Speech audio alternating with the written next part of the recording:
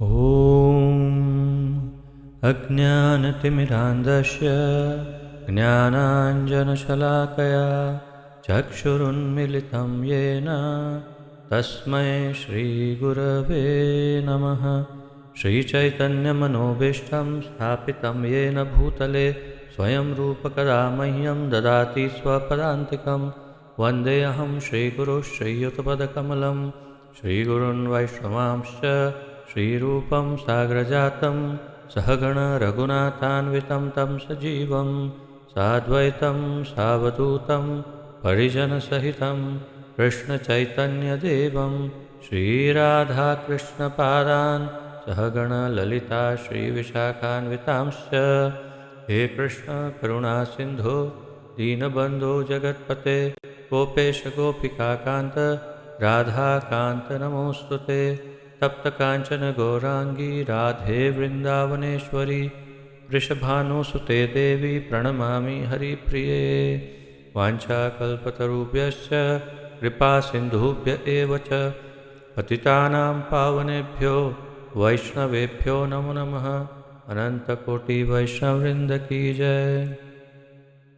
नमः ओं विष्णुपादाय कृष्णप्रेष्ठाय भूतले श्रीमते जयपताका स्वामिन् इति नामिने। नमो आचार्यपादाय निताय कृपापदायने गौरकथाधामदाय नगरग्रामतारिणे। नमः ओं विष्णुपादाय कृष्णप्रेष्ठाय भूतले श्रीमते भक्तिवेदान्तस्वामिन् इति नामिने। नमस्ते सारस्वते देवे गौरवाणी प्रचारिणे निर्विशेषशून्यवादी पाश्चात्यदेशतारिणे। जय श्री कृष्ण चैतन्य प्रभु नित्यानंद श्री अद्वैत गदाधर श्रीवासादि गौर भक्तवृंद। हरे कृष्ण कृष्ण कृष्ण हरे हरे हरे राम राम राम हरे हरे। हरे कृष्ण कृष्ण कृष्ण हरे हरे हरे राम राम राम हरे हरे। हरे कृष्ण कृष्ण कृष्ण हरे हरे हरे राम राम राम हरे हरे।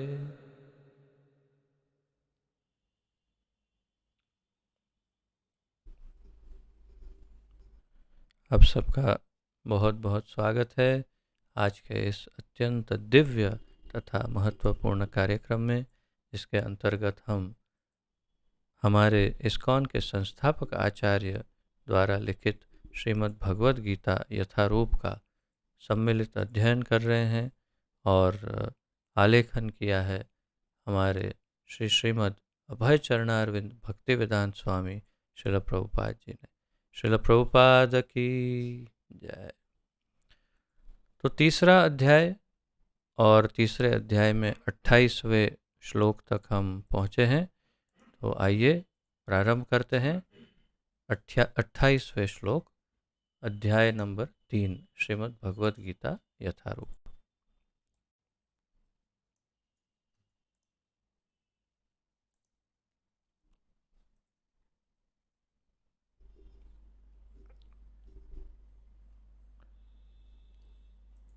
तत्त्ववित्तु महाबाहो गुणकर्म विभागयोः गुणागुणेषु वर्तन्त इति मत्वा न सज्जते। तत्त्ववित्तु महाबाहो गुणकर्म विभागयोः गुणागुणेषु वर्तन्त इति मत्वा न सज्जते।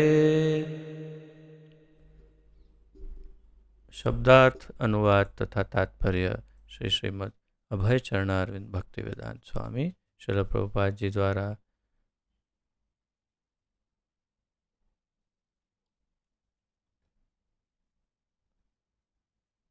तत्ववित्, परम सत्य को जानने वाला।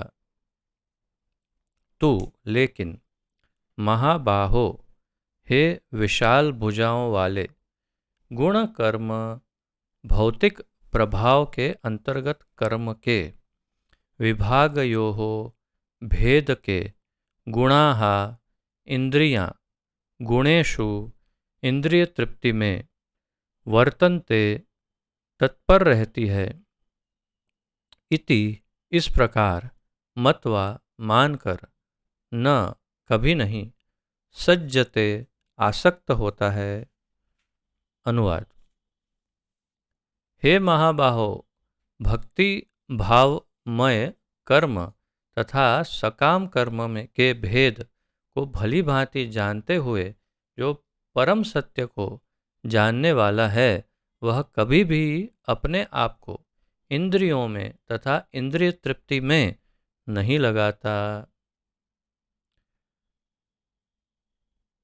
25वें श्लोक से प्रारंभ किया भगवान ने ये निर्देशन देना कि प्रचार कैसे किया जाए। प्रचारक विशेष ये उनकी आज्ञाएं या तो उनका परामर्श या फिर उनका सुझाव कि एक प्रचारक को कैसे क्या करना चाहिए क्या नहीं करना चाहिए, उसके बारे में उन्होंने 25वें श्लोक से प्रारंभ किया। कल हमने 26 और 27वां भी श्लोक देखा था, जिसमें 26वें श्लोक में भगवान कहते हैं विद्वान व्यक्ति को चाहिए कि वह सकाम कर्मों में आसक्त अज्ञानी पुरुष को कर्म करने से रोके नहीं, ताकि उनके मन विचलित ना हो, अपितु भक्ति भाव से कर्म करते हुए वह उन्हें सभी प्रकार के कार्यों में लगाएं, जिससे उनका कृष्ण भावनामृत में क्रमिक विकास हो। फिर 27वें श्लोक में भगवान कहते हैं, बड़ा प्रचलित श्लोक है, प्रकृते क्रियमाणानि गुणैः कर्माणि सर्वश। तो उसमें कहते हैं जीवात्मा अहंकार के प्रभाव से मोहग्रस्त होकर अपने आप को समस्त कर्मों का कर्ता मान बैठता है, जबकि वास्तव में वे प्रकृति के तीनों गुणों द्वारा संपन्न किए जाते हैं। तो बात भगवान कर रहे हैं उन लोगों की कि जो इंद्रिय सुख भोग में या सकाम कर्मों में उलझे हुए हैं, जीवन संसार के सागर में सकाम कर्मों में तथा इंद्रिय सुख भोग में डूबे हुए हैं, उन लोगों की बात चल रही है। भक्तों की बात अलग है और इनकी बात अलग। तो इनकी बात करते हुए ही भगवान कह रहे हैं कि जीवात्मा अहंकार के प्रभाव से मोहग्रस्त होकर अपने आप को समस्त कर्मों का कर्ता मान बैठता है, जबकि वास्तव में वे प्रकृति के तीनों गुणों द्वारा संपन्न किए जाते हैं।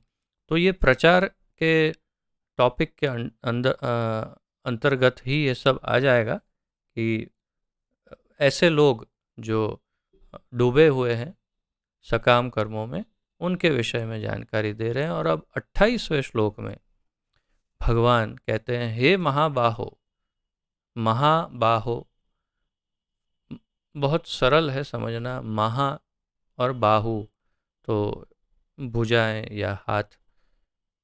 ऐसा कहते हैं कि अर्जुन के हाथ इतने लंबे और इतने शक्तिशाली थे कि उसे केवल उसकी भुजाओं से कोई पहचान सकता था कि अर्जुन है।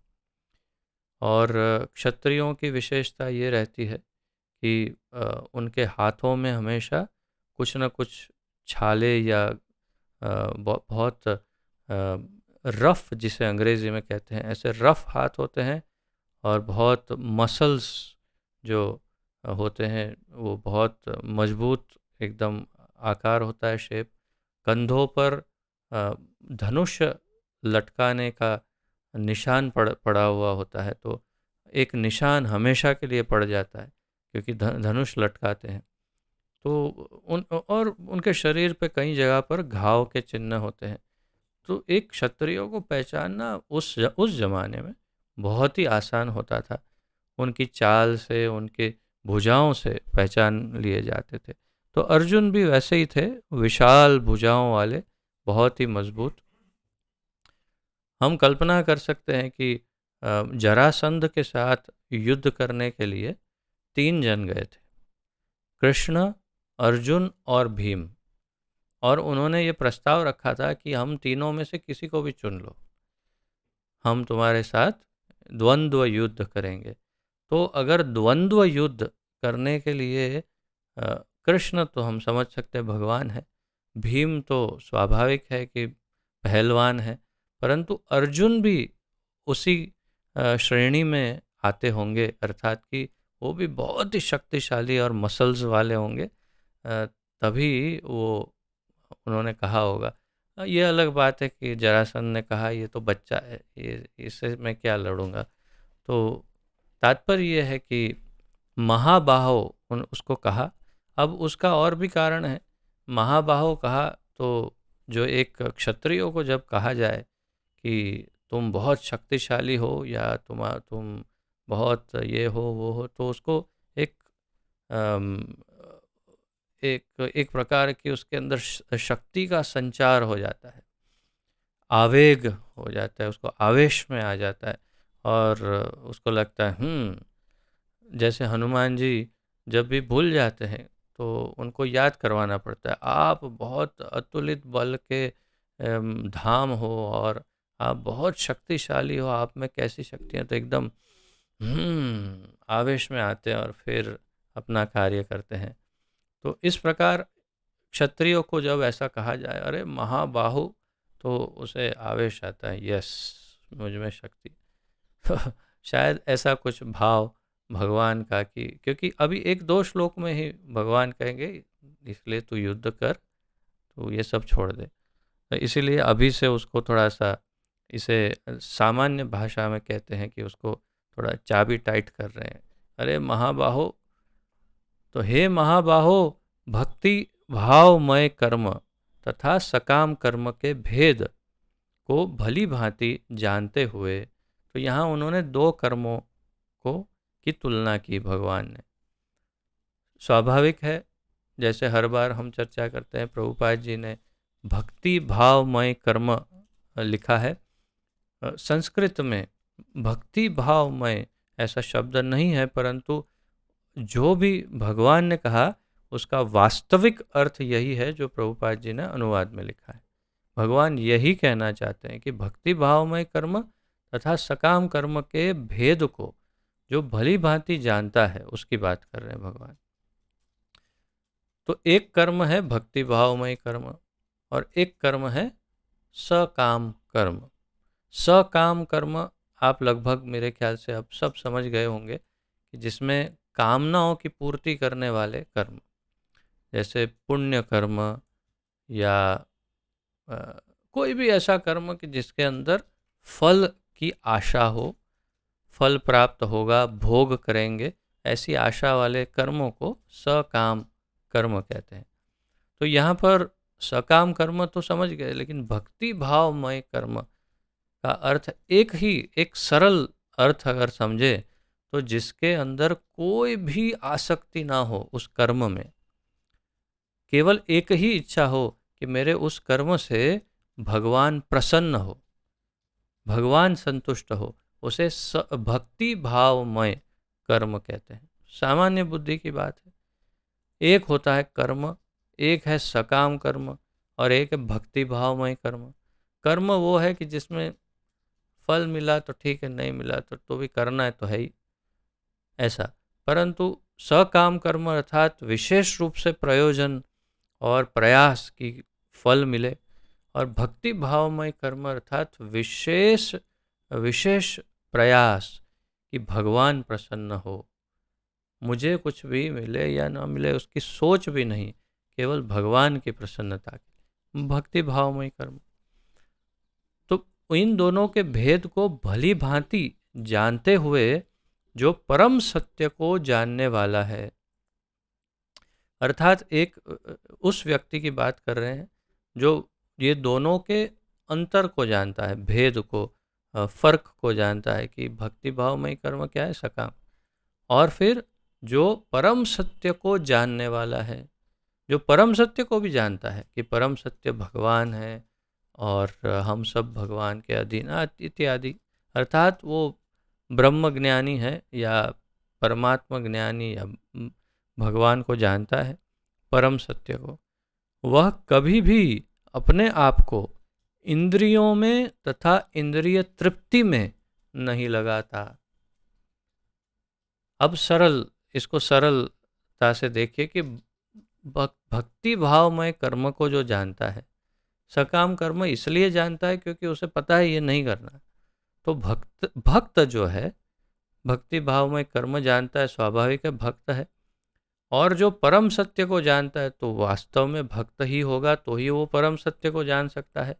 ब्रह्म जानाति, तो भक्त है।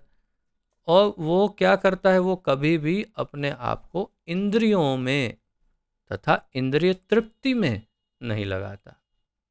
अर्थात इंद्रिय और इंद्रिय तृप्ति के कार्यों में कभी नहीं लगाता वो अपने आप को। उसकी इंद्रियां किस में उपयोग होती है? ऋषिकेन ऋषिकेश सेवनम। तो अपनी इंद्रियों द्वारा ऋषिकेश, भगवान ऋषिकेश कृष्ण का सेवन करते हैं, सेवा करते हैं वो। तो ये स्पष्ट हो गया कि वास्तव में ये जो भगवान यहाँ वर्णन कर रहे हैं वो एक भक्त का वर्णन कर रहे हैं। तात्पर्य, परम सत्य को जानने वाला भौतिक संगति में अपनी विषम स्थिति को जानता है।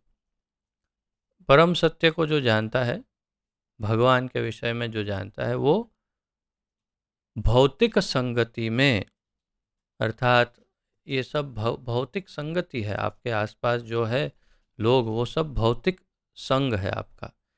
भौतिक संगति में अपनी विषम स्थिति को जानता है। विषम अर्थात बुरी स्थिति, बुरा हाल। तो इस भौतिक संगति, वस्तु या व्यक्ति, किसी की भी संगति जो है, उसके बीच में अपनी विषम स्थिति को जानता है कि मैं बुरा फंसा हूँ, इसमें बुरा फंसा हूँ भौतिक संसार में, ऐसा जानता है। वह जानता है कि वह भगवान कृष्ण का अंश है और उसका स्थान इस भौतिक सृष्टि में नहीं होना चाहिए। अर्थात जो आत्म साक्षात्कारी, भगवद साक्षात्कारी व्यक्ति है, ऐसे व्यक्ति का ये वर्णन है। तो वह जानता है कि वह भगवान कृष्ण का अंश है। स्वाभाविक है कि ये भक्त की ही बात है।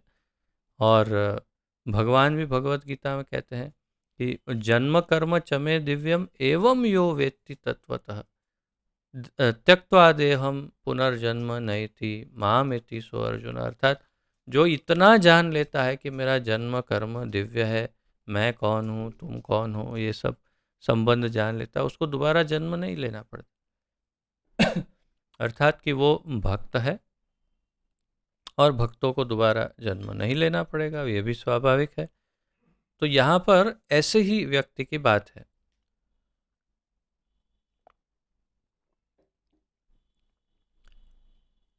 तो वो जानता है कि वो भगवान कृष्ण का अंश है और उसका स्थान इस भौतिक सृष्टि में नहीं होना चाहिए। है, विषम स्थिति में है, फंसा है, लेकिन इस भौतिक सृष्टि में नहीं होना चाहिए। यहाँ से बाहर निकलना चाहिए और भगवान के धाम वापस जाना चाहिए, ये जानता है।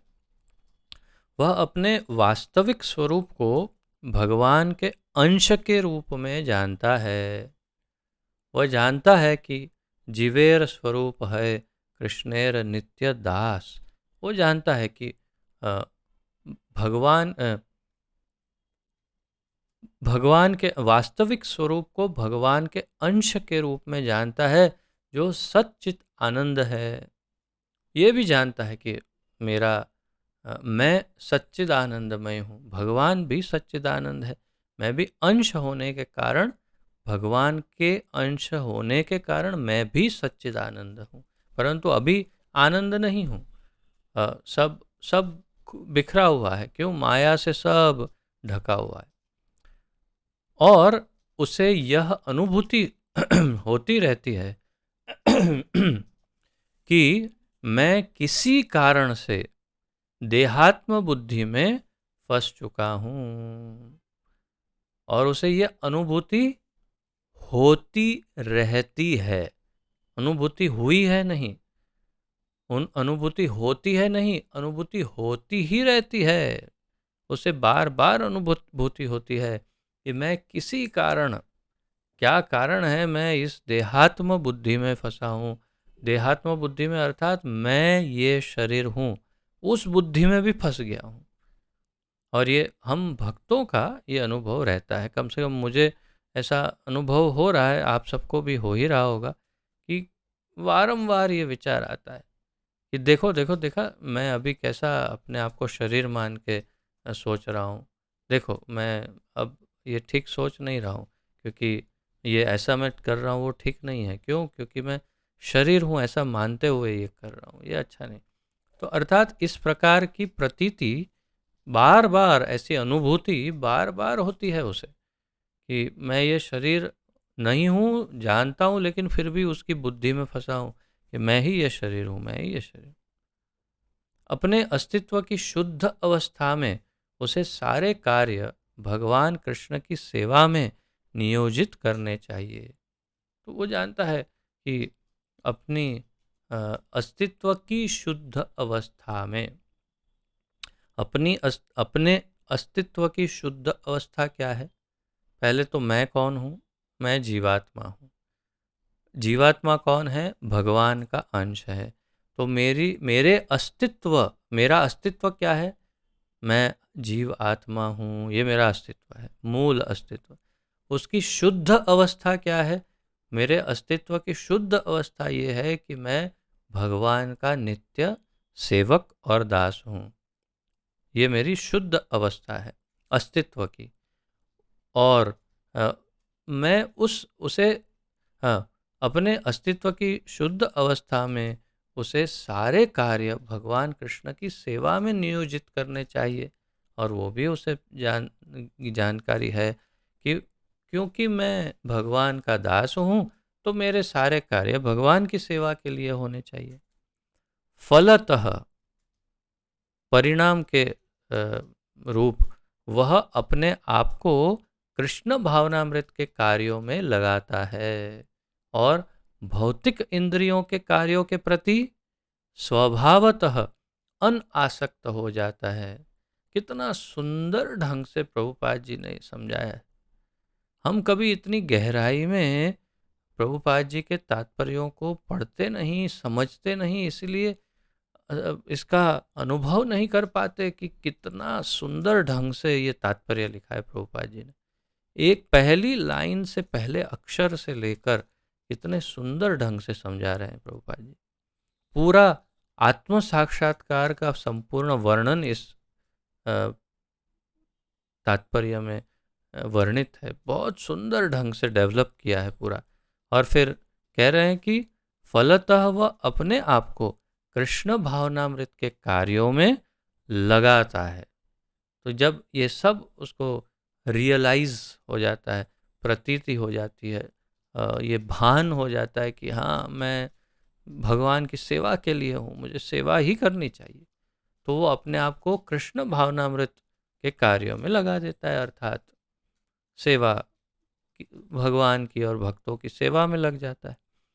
और भौतिक इंद्रियों के कार्यों के प्रति स्वभावतः, भौतिक इंद्रियां जो है उसके जो कार्य है, खाना, देखना, स्पर्श, ये वो जो भी, उसके प्रति स्वभावतः अर्थात स्वाभाविक रूप से, क्योंकि अब तो सब उसको समझ में आ गया है, अनासक्त हो जाता है।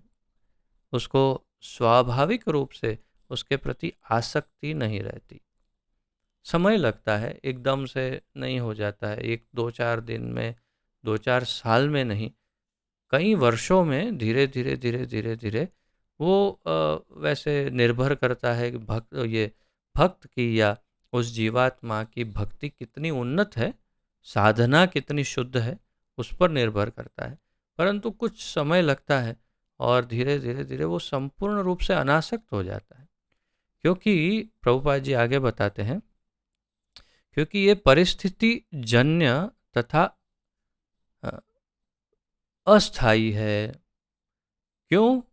क्योंकि ये जो इंद्रियों के प्रति, भौतिक इंद्रियों का सुख भोग आदि जो है, वो परिस्थिति जन्य तथा अस्थाई है। परिस्थिति जन्य अर्थात एक उदाहरण कि भूख लगी है, भूख लगी है तो सामने कुछ भी, जो भी रखा है वो खाने की इच्छा, लालसा हो सकती है, और अच्छे अच्छे व्यंजनों के विचार आ सकते हैं, या ये मिल जाता ये खा लेता मैं। परिस्थिति है, क्या भूख लगी, भरपेट खा लिया, बिल्कुल जगह नहीं है अन्न, फिर आप उसके सामने अच्छे अच्छे पकवान रख दो, एक बार मुंह में ऐसा विचार आ जाएगा, पर फिर लगेगा नहीं खा सकता ना, कोई प्रश्न ही नहीं है, इतनी भी जगह नहीं है, निकालो यहाँ से।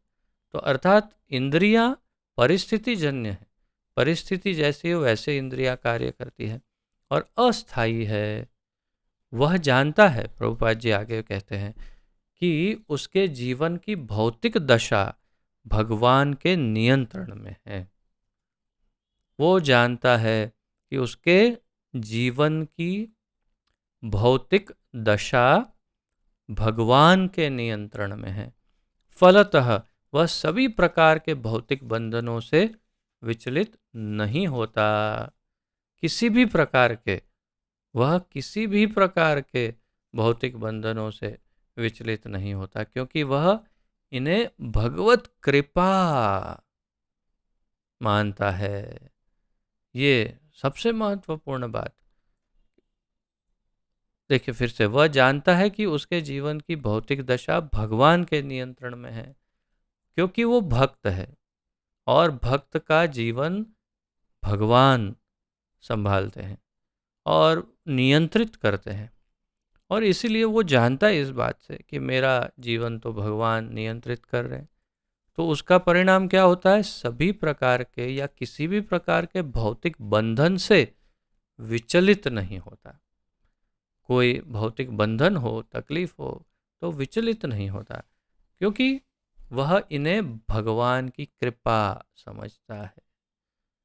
कोई भी परेशानी आई, कष्ट आया, तुरंत ये सोचता है, तुरंत भगवान कितनी करुणा करते हैं, मेरी शुद्धि के लिए, मेरे पवित्रीकरण के लिए, शुद्धिकरण, प्योरिफिकेशन के लिए, मेरे अनर्थों को नष्ट करने के लिए, मेरे अंदर जो बुराइयां हैं उसका नाश करने के लिए भगवान कितनी दया करके मुझे ये जो कष्ट लग रहे हैं वो कष्ट दे रहे हैं। जो कष्ट नहीं है ये भगवान की कृपा है। जो मुझे कष्ट दिख रहे हैं वो कष्ट हो ही नहीं सकते, भगवान के भक्त को कष्ट आ ही नहीं सकता। वो भगवान की कृपा ही है जिससे मैं प्योरीफाई, शुद्ध हो रहा हूँ। ये एक भक्त का ऐसा विचार होता है, ऐसा उसका मत होता है। श्रीमद् भागवत के अनुसार जो व्यक्ति परम सत्य को, ब्रह्म, परमात्मा तथा श्री भगवान, इन तीन विभिन्न रूपों में जानता है, वह तत्ववित्त कहलाता है। श्रीमद् भागवत में बताया, ब्रह्मेति परमात्मेति भगवान इति शब्दते।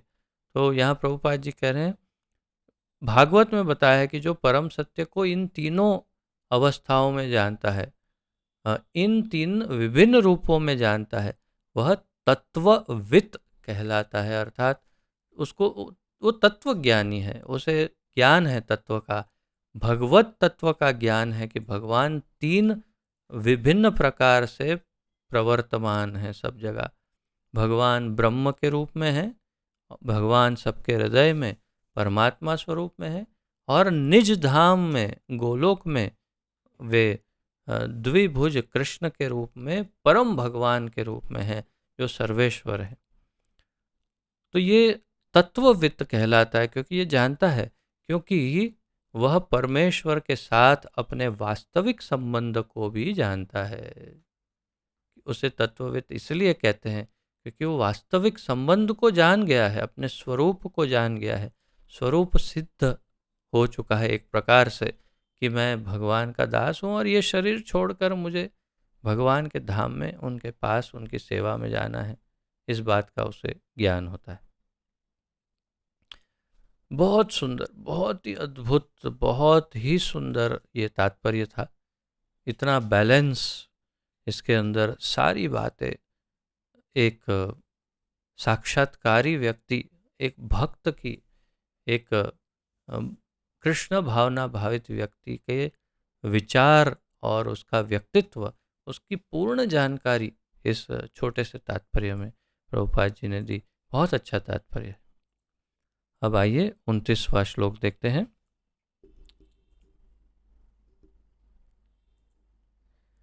प्रकृतिर्गुणसम्मूढाः सज्जन्ते गुणकर्मसु तान् कृत्स्नविदो मन्दान् कृत्स्नविन् विचालयेत् कृत्स्नविन्न विचालयेत्।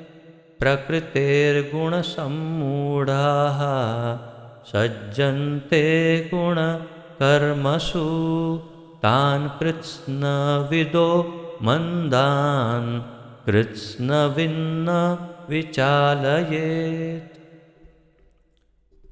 शब्दार्थ। प्रकृते है, प्रकृति के, गुणों से, सम्मूढ़ाः भौतिक पहचान से बेवकूफ बने हुए, सज्जनते लग जाते हैं, गुण कर्मसु भौतिक कर्मों में, तान उन, अकृत्स्न विदः अल्पज्ञानी पुरुष, मंदान आत्म साक्षात्कार समझने में आलसियों को, कृत्स्न वित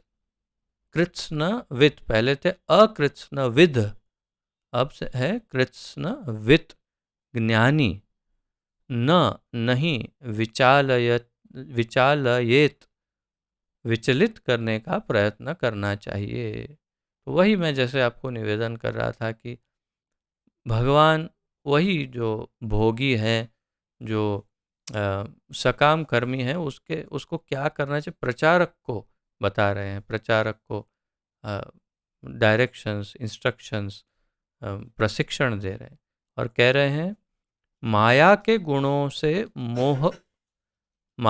गुणों से मोहग्रस्त होने पर अज्ञानी पुरुष पूर्णतया भौतिक कार्यों में संलग्न रहकर उनमें आसक्त हो जाते हैं।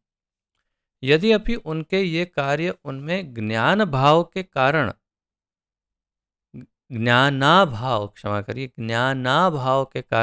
अर्थात ज्ञान अभाव के कारण अधम होते हैं, किंतु ज्ञानी को चाहिए कि उन्हें विचलित न करें।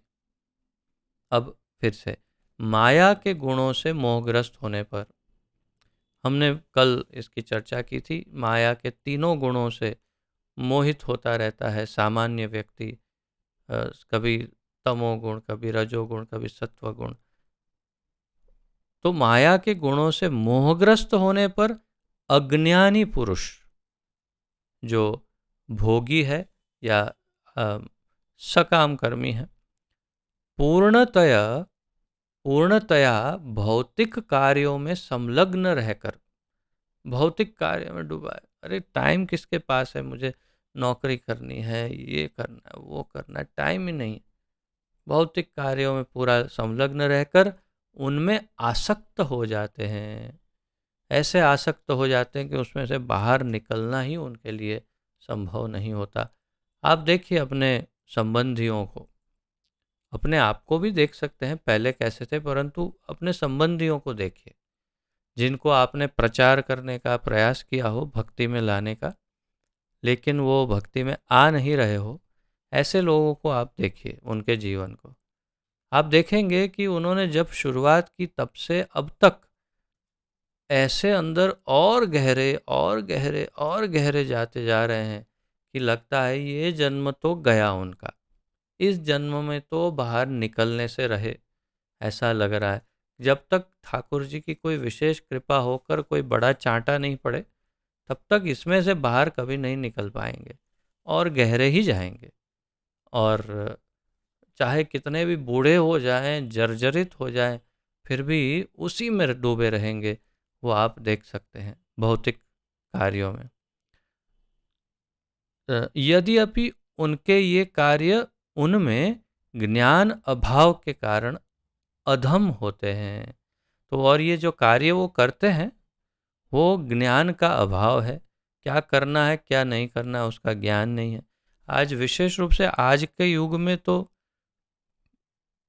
लगभग सब ज्ञानांध अर्थात ज्ञान में अंध या ज्ञान शून्य ही है सब। आध्यात्मिक ज्ञान तो बिल्कुल लगभग है ही नहीं। क्या करना क्या नहीं उसका ज्ञान ही नहीं, समझ ही नहीं, जानना चाहते भी नहीं, और अगर जानकारी कोई देने का प्रयास करे तो उसे स्वीकारते भी नहीं। कुत्ते और बिल्ली की तरह इंद्रिय भोग करना ही चाहते हैं और कुछ नहीं चाहते। बस एक ही अंतर है कि वस्त्र पहनते हैं और घर में रहते हैं, अन्यथा पशुवत जीवन ही जी रहा है आज के युग का मानवी। आप देखिए, और ये और बत से बदतर, ऐसा हिंदी में कहते हैं। तो ये बदतर होता जाएगा और बुरा ही होता जाएगा जैसे जैसे कलयुग गहराता जाएगा। और ये ज्ञान अभाव के कारण है, और ये अधम है उनके कार्य। जैसे भगवान स्वयं कह रहे हैं कि उनके कार्य अधम हैं, बहुत हीन कार्य करते हैं, और वो आप देख सकते हैं। किंतु ज्ञानी को चाहिए कि उन्हें विचलित न करे। और ज्ञानी को, भक्त को कह रहे हैं, अरे भाई उनको विचलित मत करना। धीरे धीरे धीरे धीरे प्रीचिंग कर सकते हो तो करो, परंतु उनको डिस्टर्ब मत करो, विचलित मत करो, नहीं तो वे आपको भी विचलित कर सकते हैं। परंतु उनको डिस्टर्ब मत करो, भगवान कह रहे हैं। अब तात्पर्य बहुत अच्छा है। प्रभुपाद जी कह रहे हैं तात्पर्य में, अज्ञानी मनुष्य स्थूल भौतिक चेतना से और भौतिक उपाधियों से पूर्ण रहते हैं। अज्ञानी जो सामान्य मनुष्य है वो स्थूल भौतिक चेतना, स्थूल भौतिक चेतना क्या है? ये जो कुछ भी मैं देख रहा हूँ, जिसे मैं स्पर्श कर सकता हूँ, जिसे मैं महसूस कर सकता हूँ, वही सनातन सत्य है। इससे परे और कुछ नहीं है। मैं कौन कौन हूँ? भस्मीभूतस्य देहस्य कुतः पुनर्आगमनो भवेत। एक बार ये शरीर जल गया तो किसने देखा है कौन वापस आने वाला है, कहाँ है, क्या आत्मा वात्मा क्या है? ये सब तो कल्पना है, किसने देखा है? भगवान तो एक कल्पना है, किसने देखा है भगवान? ये विचारधारा वाले ये व्यक्ति स्थूल भौतिक चेतना उसे कहते हैं कि जो है, दिखता है, जो स्पर्श होता है वही सत्य है, और भौतिक उपाधियों से पूर्ण रहते हैं। विषय विविध प्रकार की भौतिक उपाधियां, मैं पिता हूँ, मैं माता हूँ, मैं भाई हूँ, मैं बेटा हूँ, मैं डायरेक्टर हूँ, मैं मालिक हूँ, मैं नौकर हूँ, मैं ये हूँ, मैं हूँ। ये भौतिक उपाधियों से पूर्ण रहते हैं। यह शरीर प्रकृति के की देन है, और जो व्यक्ति शारीरिक चेतना में अत्यधिक आसक्त होता है वह मंद अर्थात आलसी कहा जाता है। जो अत्यधिक ये भौतिक चेतना में रहता है उसे मंद कहते हैं, आलसी। अज्ञानी मनुष्य शरीर को आत्मस्वरूप मानते हैं। अज्ञानी लोग मानते हैं कि मैं ही ये शरीर हूँ, देह आत्मबुद्धि आत्मस्वरूप। वे अन्यों के साथ शारीरिक संबंध को बंधुत्व मानते हैं। दूसरों के साथ जो संबंध है उसमें शारीरिक संबंध का ही मूल आधार होता है। ये मेरा बेटा है, ये मेरा पति है, ये मेरा पिता है, ये मेरा पड़ोसी है, ये मेरा नौकर है, ये मेरा कोई नहीं है। अर्थात शारीरिक संबंध को ही सत्य मानता है। जिस देश में यह शरीर प्राप्त हुआ उसे वे पूज्य मानते हैं। तो मैं भारतवासी हूँ, भारत माता की जय, मैं भारतीय हूँ, मैं हिंदू हूँ, भारतीय, तो अ, ये भी देहात्म बुद्धि है, क्योंकि ये भी क्षणिक है। जितना समय ये शरीर में है उतना समय भारतीय है, फिर पता नहीं कौन से शरीर में जाएगा, कौन से देश में कहाँ क्या बन जाएगा, कोई कोई भरोसा नहीं। तो ये भी क्षणिक देहात्म बुद्धि है, तो वो उसे पूज्य मानता है। और वे धार्मिक अनुष्ठानों की औपचारिकताओं को ही अपना लक्ष्य मानता है।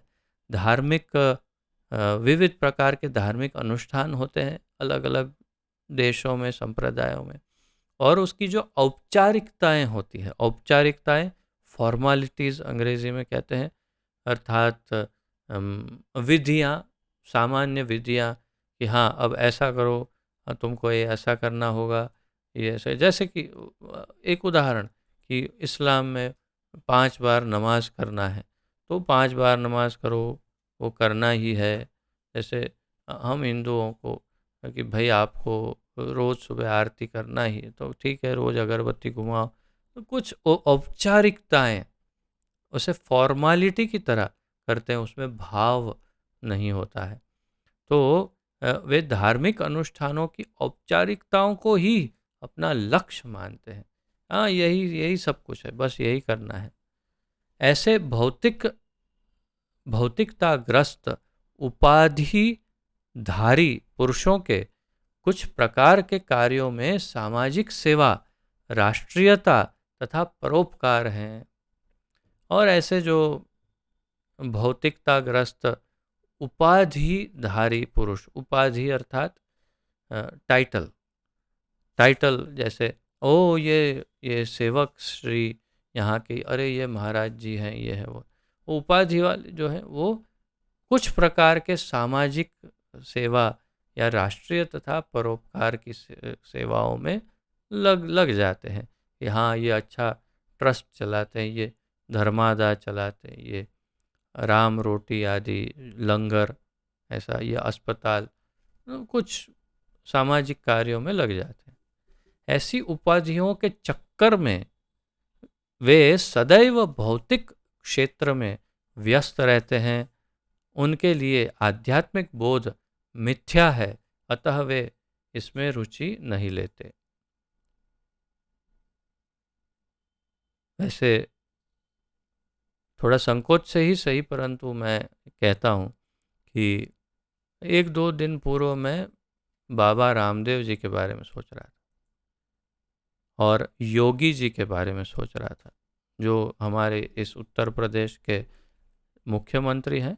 और रामदेव बाबा को तो आप जानते हैं, उनके जीवन को सोचिए, दोनों सन्यासी है, सन्यास दीक्षा ग्रहण किए हुए सन्यासी का सबसे पहला लक्षण विरक्ति है, और सारे सामाजिक कार्यों से विरक्ति। उसी को तो सन्यासी कहते हैं जो सामाजिक कार्यों से विरक्त हो चुका हो। उन्हें सामाजिक कार्यों में क्या इंटरेस्ट। परंतु आप इनको देखिए, माया देवी ने किस प्रकार प्रभावित किया है, कि वे सामाजिक कार्यों को, राष्ट्रीयता को वो अपना सर्वस्व समझ रहे हैं। अर्थात कि इतना होने पर भी उनकी देहात्म बुद्धि बिल्कुल वैसी है जैसी पहले थी। अपने आप को इस देह में मानकर कुछ अपने धर्म को, कर्म को वे मानते कि नहीं, ये मेरा धर्म है, यही मेरा परम धर्म है। भगवान के अनुसंधान में उनका परम धर्म गौण हो गया है। मैं ये नहीं कह रहा हूँ बंद हो गया, खत्म हो गया, क्योंकि हृदय से वे भक्त हो सकते हैं, परंतु बाह्य उनके जो कर्म हैं, क्रियाएं हैं, उसके अनुसंधान में बात करें तो वे बिल्कुल स्पष्ट दिख रहा है कि वे देहात्म बुद्धि से कार्य कर रहे हैं। और ये यहाँ पर ऐसे ही व्यक्तियों की बात प्रभुपाद जी कर रहे हैं, कि कुछ सामाजिक कार्य, राष्ट्रीयता, उसमें लग जाते हैं।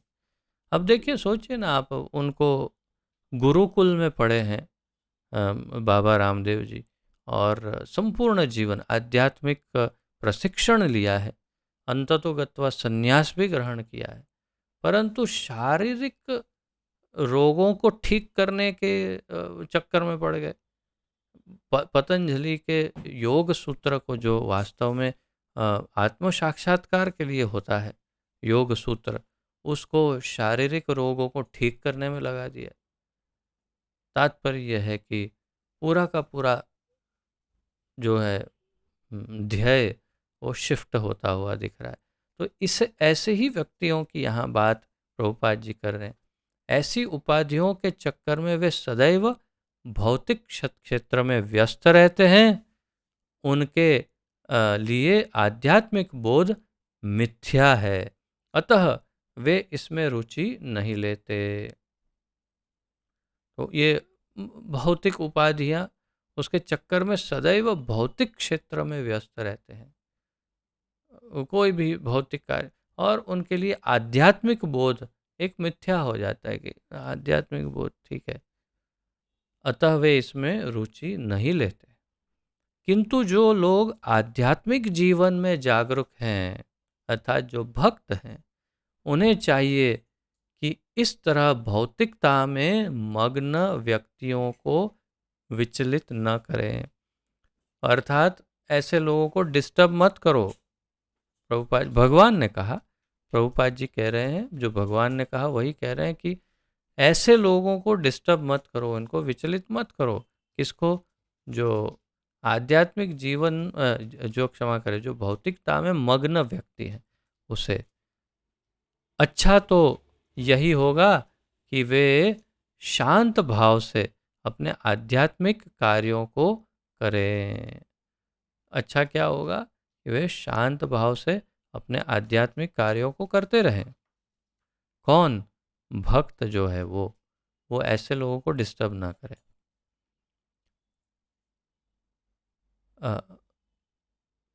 ऐसे मोहग्रस्त व्यक्ति अहिंसा जैसे जीवन के मूल नैतिक सिद्धांतों तथा इस प्रकार के परोपकारी कार्यों में लगे हो सकते हैं।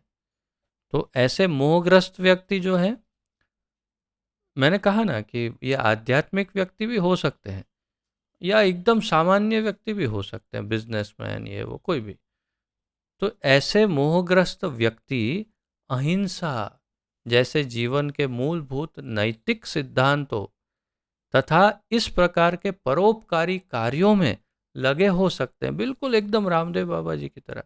जो परोपकारी कार्य हैं, कर रहे हैं, सब परोपकार का कार्य और भौतिक कार्य हैं, कैसे भी जो भी हो, है तो देहात्म बुद्धि के कार्य, परंतु उसमें लगे हो सकते हैं, लेकिन ये मोहग्रस्त अवस्था में है, क्योंकि परम कर्तव्य को, परम गंतव्य को, जो परम धर्म है, उसे भूल गए हैं। ये परम धर्म तो भगवान की सेवा है, और ये मानव सेवा को माधव सेवा बता रहे हैं, समझते हैं, इसीलिए पथभ्रष्ट है एक प्रकार से। यही सेवा, अर्थात इतने लाखों लोगों को यदि वो भगवान का भक्त बनाए तो एकदम परफेक्ट हो जाएगा। अगर इन सबको भक्ति की ओर और अग्रसर करे, तब तो ये एकदम परफेक्ट कार्य कर रहे हैं, एकदम सही। हो सकता है उनका उद्देश्य ऐसा हो, परंतु अभी तो ऐसा प्रतीत हो रहा है कि सब कुछ भौतिक ही हो रहा है। तो जो भी हो, प्रभुपाद जी ने अंतिम लाइन में ये इस बात को इंगित किया कि ऐसे आध्यात्मिक लीडर भी हो सकते हैं, परंतु वास्तव में वो परोपकारी कार्यों में लगे रहते हैं। जो लोग अज्ञानी हैं, वे कृष्ण भावनामृत के कार्यों को समझ नहीं पाते। अतः भगवान कृष्ण हमें उपदेश देते हैं कि ऐसे लोगों को विचलित न किया जाए और व्यर्थ ही मूल्यवान समय नष्ट न किया जाए। तो अब तक तो भगवान ने जो कहा वही रिपीट किया प्रभुपाद जी ने, और कहा कि भगवान कह रहे हैं कि ऐसे लोगों को डिस्टर्ब मत करो, उनको छेड़ो मत, और आप अपना कार्य करो, आध्यात्मिक कार्य जो अपनी साधना है उसे करो। अब जो लाइन है वो एक प्रचारक के लिए कृष्ण भक्त के लिए, विशेष रूप से इस्कॉन के भक्तों के लिए, अर्थात गौड़ीय वैष्णवों के लिए, या गोष्ठी आनंदी वैष्णवों के लिए, भजन आनंदी नहीं, जो गोष्ठानंदी नारद मुनि जैसे, उनके लिए क्या है वो अब प्रभुपाद जी बता रहे हैं। किंतु भगवद भक्त भगवान से भी अधिक दयालु होते हैं। भगवान के भक्त भगवान से अधिक दयालु होते हैं, क्योंकि वे भगवान के अभिप्राय को समझते हैं। भगवान के अभिप्राय को समझ, भगवान ने कहा इसको छेड़ो मत, लेकिन उनका हृदय कहता है भगवान का कि काश ये लोग भक्त बन जाते। तो इस अभिप्राय को समझते हैं, फलतः वे सभी प्रकार के संकट झेलते हैं। कौन? भगवान के भक्त सभी प्रकार के संकट झेलते हैं, यहाँ तक कि वे इन अज्ञानी पुरुषों के पास जा जाकर उन्हें कृष्ण भावनामृत के कार्यों में प्रवृत्त करने का प्रयास करते हैं, जो मानव के लिए परम आवश्यक है। ये है पराकाष्ठा। मैं कल आपको इसी बात का शुरुआत में यही लाइन की बात कर रहा था कि अंततोगत्वा प्रभुपाद जी ये स्थापित करेंगे कि भले भगवान ने कई श्लोकों में कहा 25, 26, 27, 28 में कि ऐसे लोगों को छेड़ना नहीं ये सब, परंतु फिर भी अंत में प्रभुपाद जी कहते नहीं, लेकिन छेड़ना भगवान ने कहा, लेकिन फिर भी हमें प्रचार करने का प्रयास तो अवश्य करना ही चाहिए। पता नहीं शायद हो जाए, तो अगर भगवान का भक्त बन जाए, आकर्षित हो जाए भक्ति में, तो उद्धार हो जाएगा उसका। तो भगवान से अधिक दयालु है। भगवान ने मना किया 18वें अध्याय के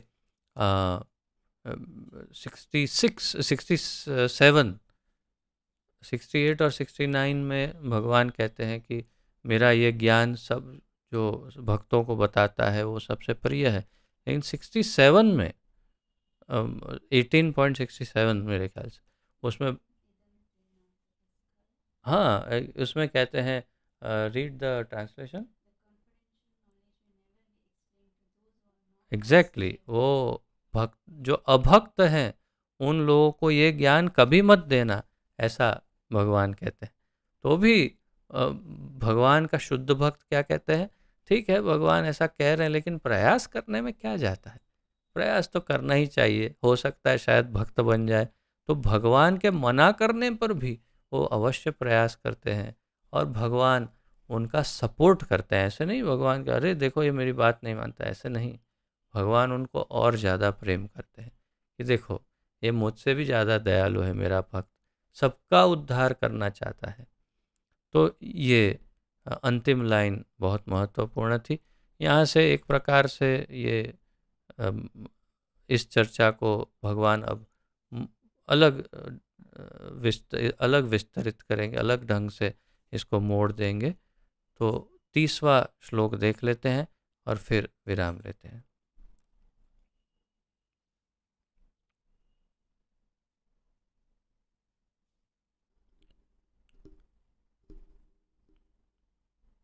मयि सर्वाणि कर्माणि सन्न्यस्याध्यात्मचेतसा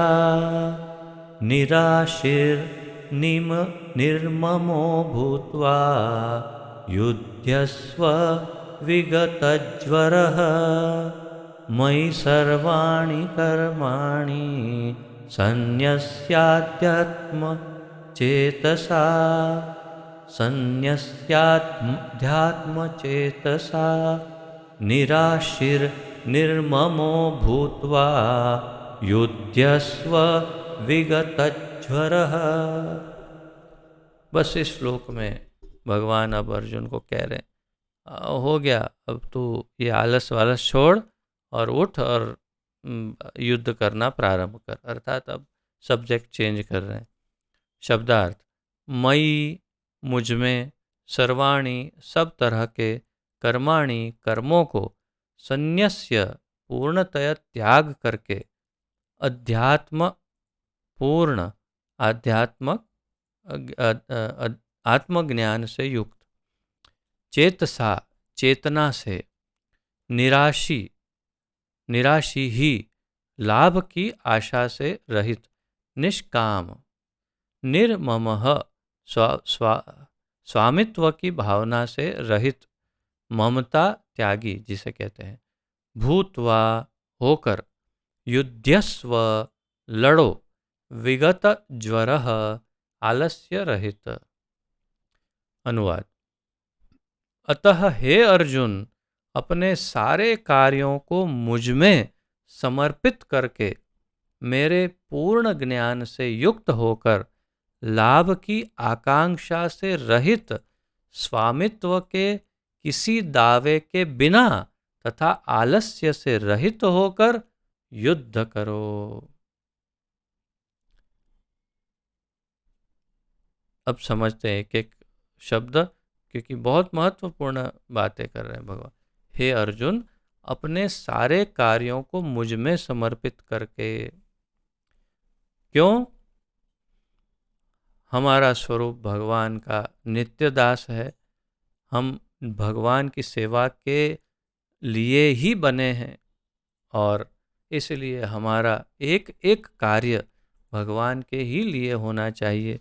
इसलिए भगवान अर्जुन को कह रहे हैं, अपने सारे कार्यों को मुझ में समर्पित कर दो, जो करो मेरे ही लिए करो। मेरे पूर्ण ज्ञान से युक्त होकर, अर्थात मेरे विषय में पूरी तरह से जानकारी प्राप्त कर लो कि मैं कौन हूँ, जो आगे भगवत गीता में बताते रहेंगे भगवान। लाभ की आकांक्षा से रहित, तो आप एक एक स्टेप को जो लिख रहे हैं नोट्स वो भी अवश्य लिखिएगा। सारे कार्यों को मुझ में अर्पित करके, मेरे पूर्ण ज्ञान से युक्त होकर और लाभ की आकांक्षा से रहित होकर, अर्थात कर्म फल में कोई आसक्ति न हो कि फल मेरा नहीं है, फल भगवान का है।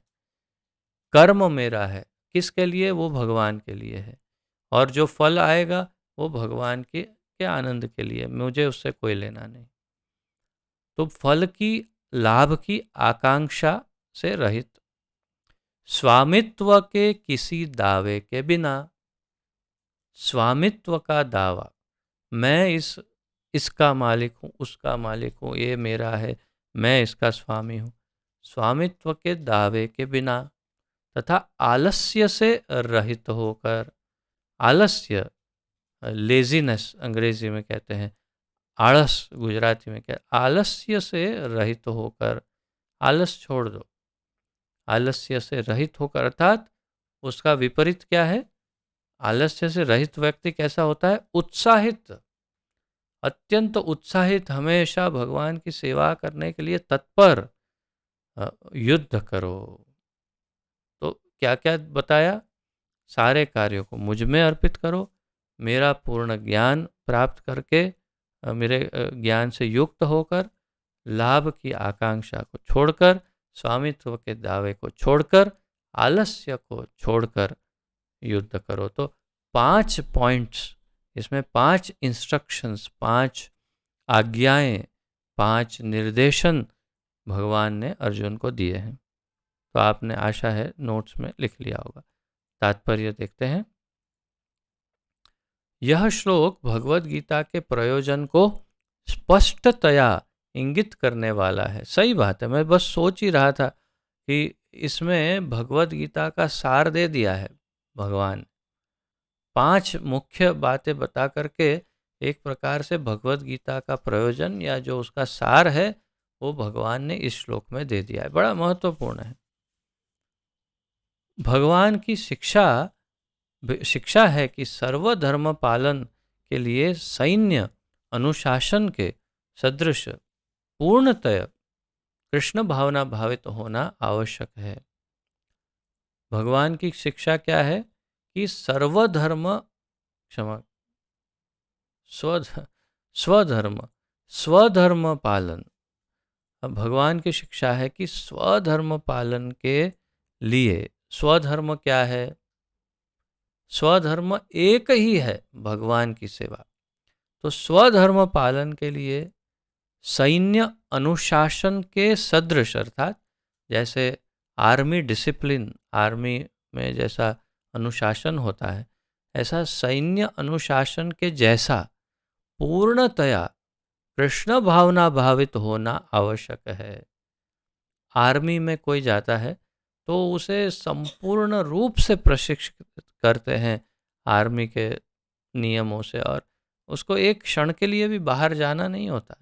वो हमेशा आर्मी में ही रहता है, ट्रेनिंग लेता है और सैन्य बल में शामिल होकर के देश के लिए लड़ता है इत्यादि। तो वो पूर्णतया जैसे उसमें डूब जाता है, उसी तरह सैन्य अनुशासन के सदृश अर्थात आर्मी डिसिप्लिन की तरह पूर्णतया कृष्ण भावना भावित होना आवश्यक है। ये बहुत महत्वपूर्ण है हम सब के लिए, क्योंकि हम कुछ कुछ ऐसा सोचते हैं कि हाँ, हम कृष्ण भावनामृत में भी हैं और अपना जीवन तो चल ही रहा है। तो हम कृष्ण भावनामृत में भी नहीं होने चाहिए, हम कृष्ण भावनामृत में ही होने चाहिए। अर्थात हम जो कुछ भी करते हैं वो कृष्ण भावनामृत मय ही होना चाहिए। ये महत्वपूर्ण है। ऐसे आदेश से कुछ कठिनाई उपस्थित हो सकती है, फिर भी कृष्ण के आश्रित होकर स्वधर्म का पालन करना ही चाहिए, क्योंकि यह जीवन का की स्वाभाविक स्थिति है।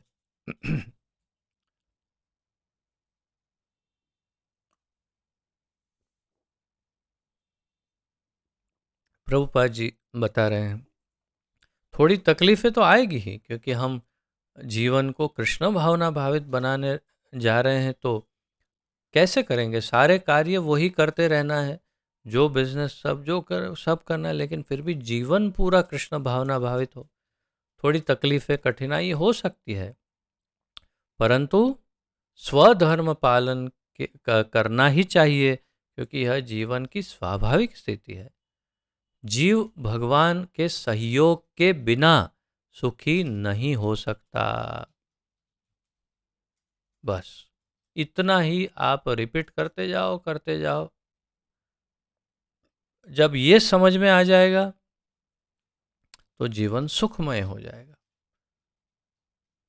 हमारा ये हमारी ये कंप्लेन हो सकती है, हमारा ये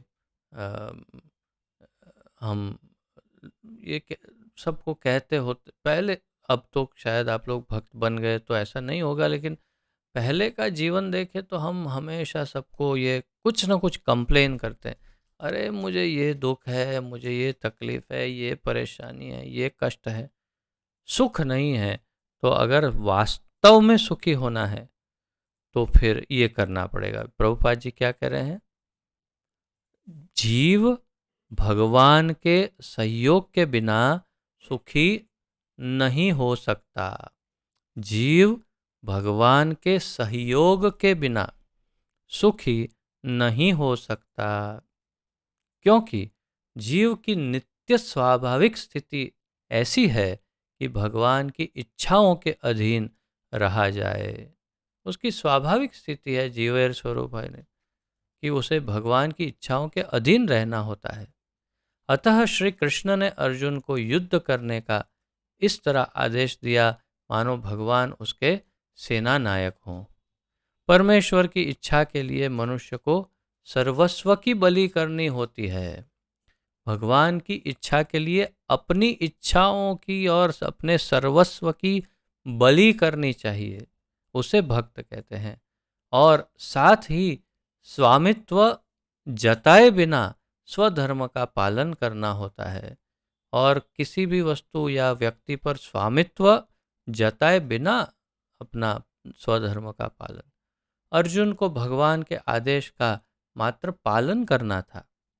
परमेश्वर समस्त आत्माओं के आत्मा है, अतः जो पूर्णतया परमेश्वर पर आश्रित रहता है, या दूसरे शब्दों में पूर्णतया कृष्ण भावना भावित है, वह आध्यात्म चेतस कहलाता है। निराशी ही ये शब्द जो श्लोक में था, का अर्थ है स्वामी के आदेश अनुसार कार्य करना, निराशी, जिसमें कोई आशा अपने लिए ना हो किंतु फल की आशा न करना, स्वामी के लिए कार्य करना, निराशी। कोषाध्यक्ष अपने स्वामी के लिए लाखों रुपए गिन सकता है किंतु इसमें इसमें से वह अपने लिए एक पैसा भी नहीं चाहता। जैसे अपने बैंक में कैशियर होता है, कोषाध्यक्ष, वो पैसे लाखों रुपए एक दिन में गिनता है परंतु एक रुपया भी अपने लिए लेता नहीं, क्योंकि वो उसका कार्य है, बस वो कार्य करता है। इसी प्रकार मनुष्य को यह समझना चाहिए कि इस संसार में किसी व्यक्ति का कुछ भी नहीं है। ईशावास्यम इदम सर्वम, सारी वस्तुएं परमेश्वर की हैं। मई अर्थात मुझमें का वास्तविक तात्पर्य यही है। और जब मनुष्य इस प्रकार से कृष्ण भावनामृत के कार्य कृष्ण भावनामृत में कार्य करता है तो वह किसी वस्तु पर अपना स्वामित्व का दावा नहीं करता। यह भावनामृत निर्मम अर्थात मेरा कुछ नहीं है कहलाता है। तो इसमें एक एक शब्द को तात्पर्य में प्रभुपाद जी ने समझाया है, एक एक शब्द को अलग से समझा रहे हैं। तो यह भावनामृत निर्मम अर्थात मेरा कुछ नहीं है कहलाता। तो कृष्ण भावनामृत क्या है? मेरा कुछ नहीं है, सब कुछ भगवान का है। यदि ऐसे कठोर आदेश को जो शारीरिक संबंध में तथाकथित बंधुत्व भावना से रहित है पूरा करने में कुछ झिझक हो तो उसे दूर कर देना चाहिए। इस प्रकार मनुष्य विगत ज्वर अर्थात ज्वर या आलस्य से रहित हो सकता है। अपने गुण तथा स्थिति के अनुसार प्रत्येक व्यक्ति को विशेष प्रकार का कार्य करना होता है। अपने गुण तथा स्थिति के अनुसार प्रत्येक व्यक्ति को विशेष प्रकार का कार्य करना होता है। चातुर्वर्ण्यम मया शिष्टम गुण कर्म विभागशः। भगवान ने गुण और कर्मों के आधार पर वर्णों की रचना की और हमें भी अपने गुण तथा स्थिति के अनुसार प्रत्येक व्यक्ति को विशेष प्रकार का कार्य करना होता है और ऐसे कर्तव्यों का पालन कृष्ण भावना भावित होकर किया जा सकता है। इससे मुक्ति का मार्ग प्रशस्त हो जाएगा। ऐसा करने से मुक्ति बड़ी आसानी से मिल सकती है। इस प्रकार 30वें श्लोक तक का अध्ययन हमने संपन्न किया और अब यहाँ विराम लेते हैं। किसी का कोई प्रश्न आदि हो तो प्रस्तुत कर सकते हैं इसी विषय के अनुसंधान में। तथा आप अपना वीडियो भी अब कुछ क्षण के लिए ऑन कर सकते हैं।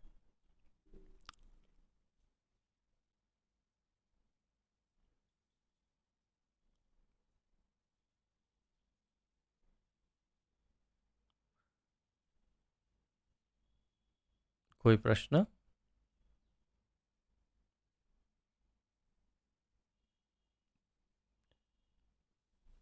प्रश्न ना हो तो आइए प्रणति निवेदन करके विराम लेते हैं।